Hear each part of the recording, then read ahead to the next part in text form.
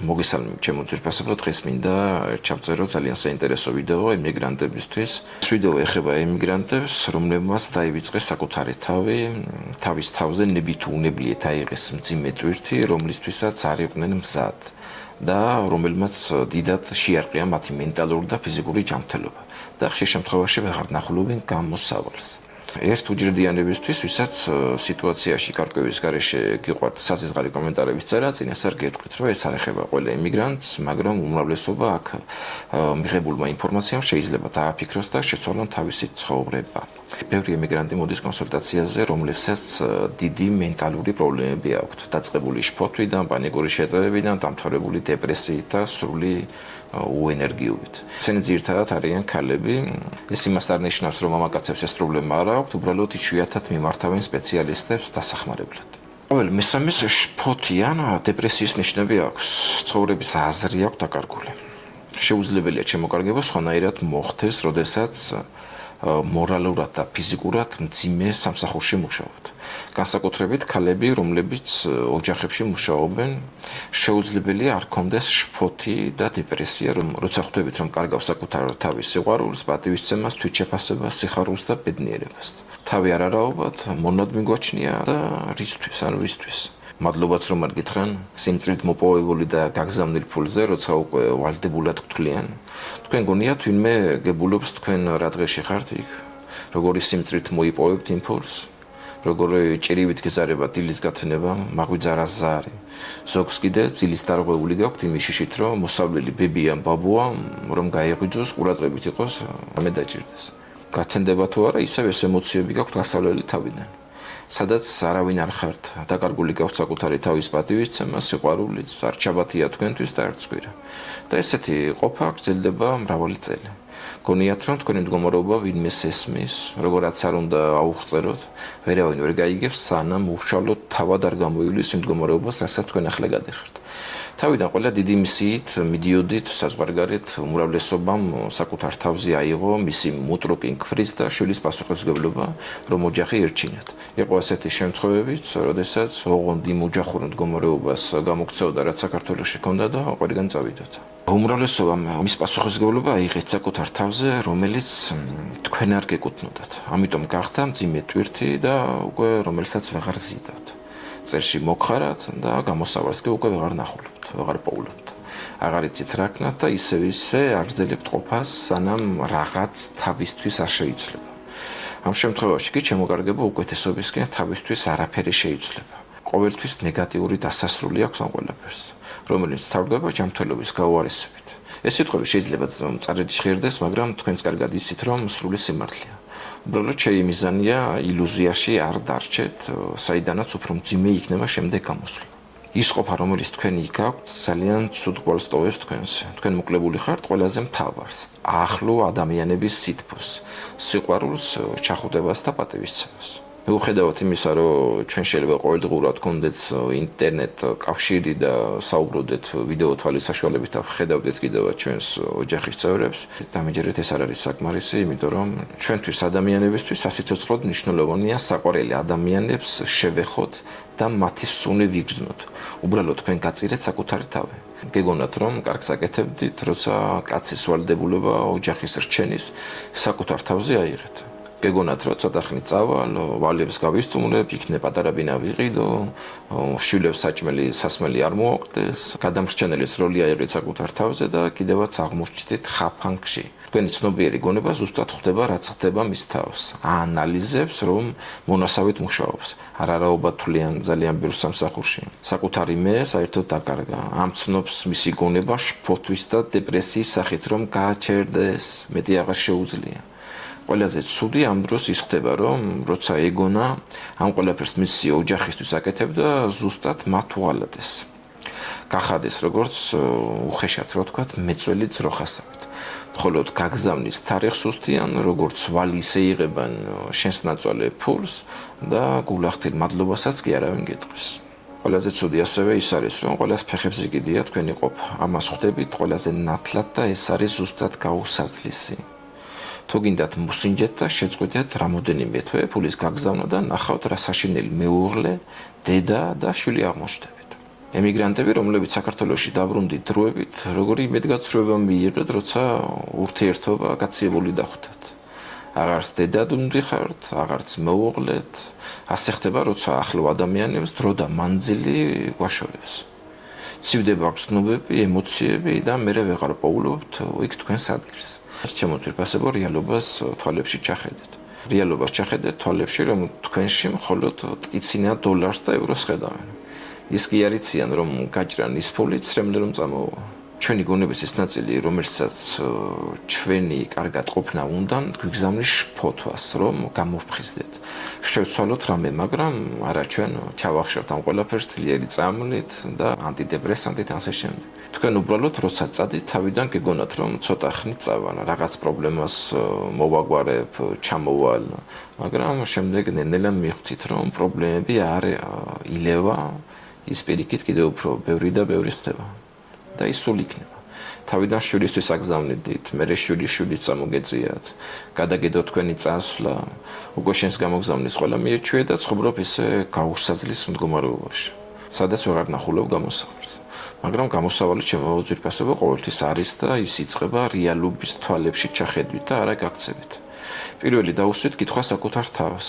ესე თუ გავაგრძელე როგორც ახლა ვარ, რა მოხდება 5 წლის მერე? რა ჯანმრთელობა მექნება? როგორი ფიზიკური, ასევე მენტალური. ეს არის პირველი ნაბიჯი. მეორე ის, რომ დაფიქრდით, ვის უგზავნით ფულს, ვინც გაგწირათ, მეუღლეს რომ ეძახით, მხართეძოზე რომ არის წამოწოლილი და შემოგციცინებთ ხელებში, როგორ ფიქრობთ. კაც, რომელსაც მისი მეუღლე უყვარს და პატივს მონად გაუშვებს ამუშავოთ და მის გამოგზავნილი ფულით ლუკმას ჩაიდებს პირში, ან სიგარეტს იღედის.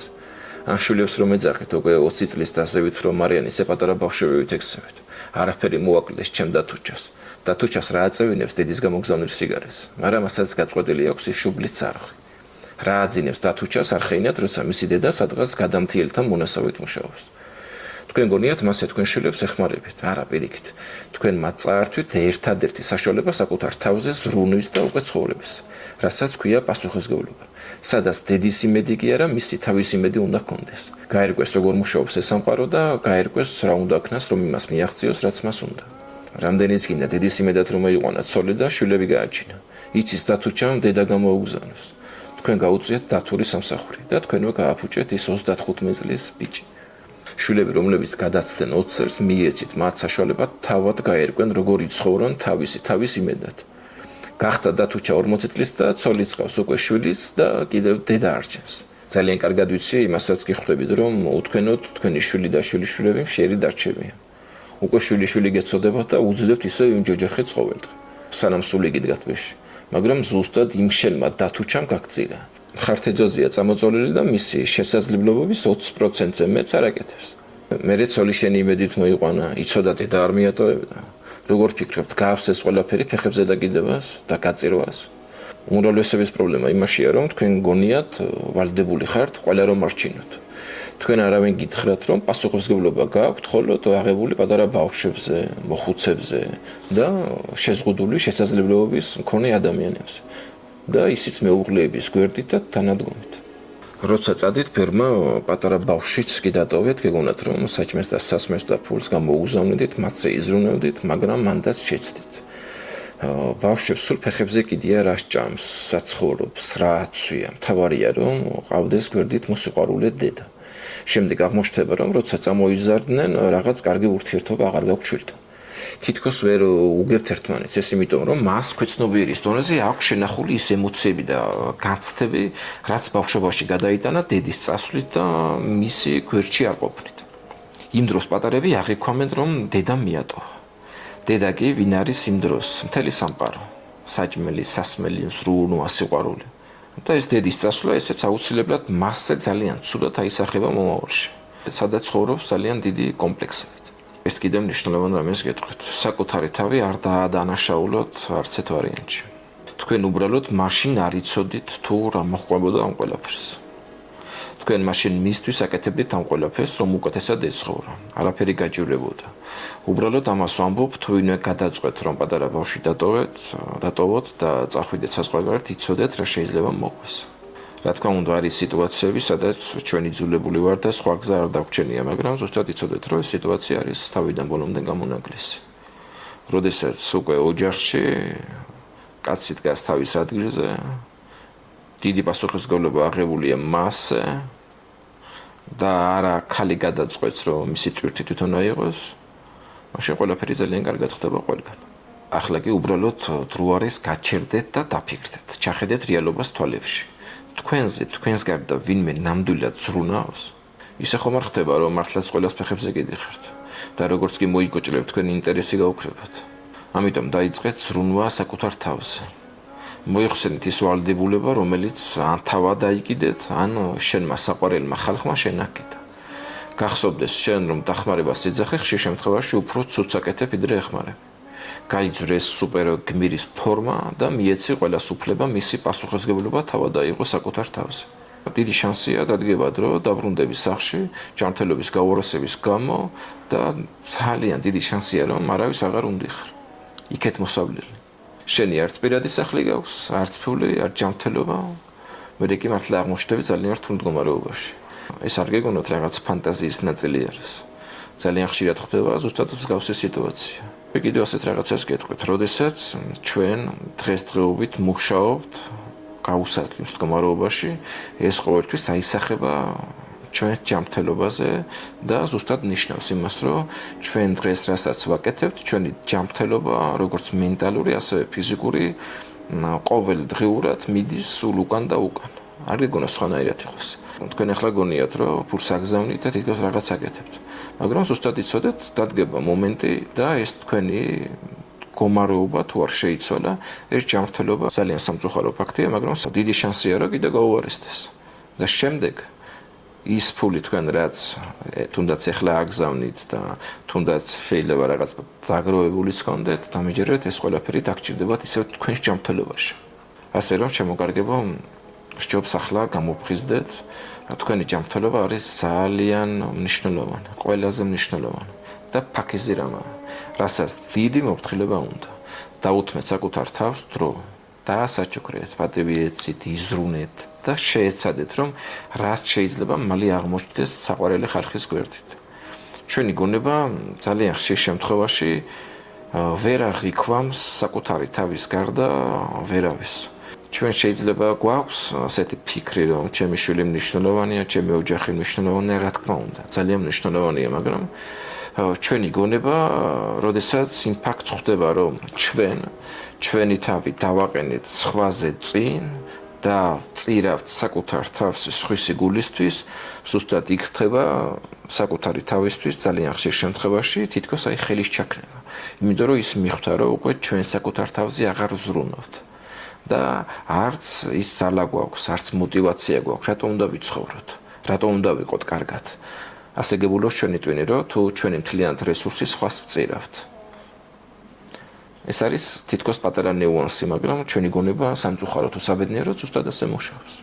კიდევ ერთხელ ვიმეორებ, ერთ უჯრედიანებისთვის ეს ვიდეო რა თქმა უნდა არ ეხება ყველა ემიგრანტს, ბევრი არის რომელიც მართლაც გამოუვალ მდგომარეობის გამო წავიდნენ და ახლაც მასე არის. და ბევრი არის რომ საყვარელი ხალხი წელოდებათ სახლში, ხელგაშლილი, დიდი სიყვარულით და სიტყვით. გამონაკლისი სიტუაციები ყოველთვის არსებობს. უბრალოდ მე ვამბობ იმას, რასთანაც ჩემი სამუშაო პრაქტიკიდან გამომდინარე, ხშირად მქონდა შეხება. და არ შემეძლო გავჩერებულიყავი ამ სიტუაციაზე, იმიტომ რომ ზუსტად ვიცი როგორ მუშაობს ჩვენი ცნობიერი გონება, ჩვენი ქვეცნობიერი გონება და რომ პირდაპირ კავშირი აქვს ზუსტად ჩვენს გონებას, ჩვენს სხეულთან. არ გიგონოთ რომ ჩვენი ჯანმრთელობის გაუარესება რაიმე სხვა რამის ბრალი იყოს. თუ თავში ყველაფერი მწყობრშია, შემდეგ ჩვენ სხეულში ყველაფერი მწყობრში გავს. ამ ორს როგორც კი დავაშორებთ ერთმანეთს და ჩვენ გონია რომ სხეულში გამოწვეული რაღაცა პრობლემები სადღაც თითქოს ისე გაჩნდა რომ თავიდან არ მოდის ძალიან ცდებით. 99% ყველაფერი მოდის ჩვენი თავიდან. და რა თქმა უნდა ჩვენი ქმედებიდან რასაც ჩვენ ვაკეთებთ.